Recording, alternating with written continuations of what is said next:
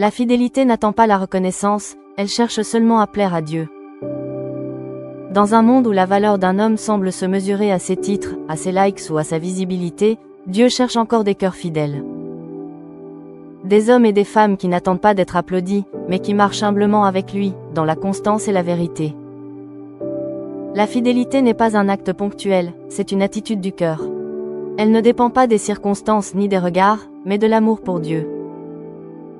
Car la fidélité véritable n'attend pas la reconnaissance, elle cherche seulement à plaire à Dieu. 1. La fidélité se prouve dans le secret. La fidélité n'a pas besoin de projecteur pour être réelle. Elle se manifeste dans le secret, dans les coulisses du service, là où seul Dieu voit. Baruch, le secrétaire du prophète Jérémie. Baruch n'était ni prophète, ni roi. Il écrivait simplement les paroles que Dieu dictait à Jérémie, au risque de sa vie. Pourtant, sa fidélité silencieuse a été vue du ciel. Alors Jérémie appela Baruch, fils de Néria, et Baruch écrivit dans un livre, sous la dictée de Jérémie, toutes les paroles que l'Éternel avait dites à Jérémie. Jérémie 36 verset 4. Quand le découragement voulut l'atteindre, Dieu lui envoya un message personnel. Et toi, cherches-tu de grandes choses pour toi? Ne les cherche pas, car voici, je vais faire venir le malheur sur toute chair, dit l'Éternel. Mais je te donnerai ta vie pour butin, dans tous les lieux où tu iras. Jérémie 45 verset 5. Baruch nous apprend que Dieu ne cherche pas des vedettes, mais des cœurs loyaux. Il voit ce que tu fais dans le secret, et c'est là qu'il prépare ta récompense. 2. La fidélité ne craint pas le risque. La fidélité n'est pas toujours confortable. Elle t'amène parfois à défendre la vérité quand tout le monde se tait. Ebed-Mélec, le serviteur éthiopien. Quand Jérémie fut jeté dans une citerne pour avoir dit la vérité, tous se turent, sauf Ebed-Mélec. Cet étranger, simple serviteur du roi, osa plaider pour le prophète et le sauver, mettant sa propre vie en danger. Ebed-Mélec sortit de la maison du roi, et parla au roi en ces termes. « Ô roi, mon seigneur, ces hommes ont mal agi en traitant ainsi Jérémie le prophète, qu'ils ont jeté dans la citerne. » Jérémie 38 versets 8 à 9. Dieu se souvint de sa fidélité et lui fit une promesse personnelle de protection. « Car je te sauverai, dit l'Éternel, et tu n'iras pas par l'épée. Ta vie sera ton butin, parce que tu as eu confiance en moi. » Jérémie 39 verset 18. La fidélité, c'est parfois avoir le courage d'agir pour Dieu quand tout le monde se tait. Ce que tu fais par amour pour la vérité ne sera jamais oublié de lui. 3. La fidélité s'exprime dans le service humble. Certains servent Dieu sans jamais monter sur une estrade, mais leur obéissance change le destin d'une nation. Shaphan, le scribe du roi Josias. C'est lui qui lut à Josias le livre de la loi retrouvé dans le temple. Par sa lecture simple et fidèle, un grand réveil national fut déclenché.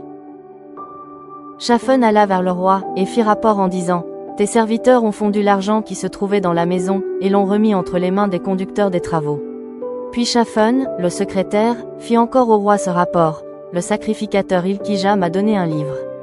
Et Shaphan le lut devant le roi. 2 Rois 22 versets 9 à 10.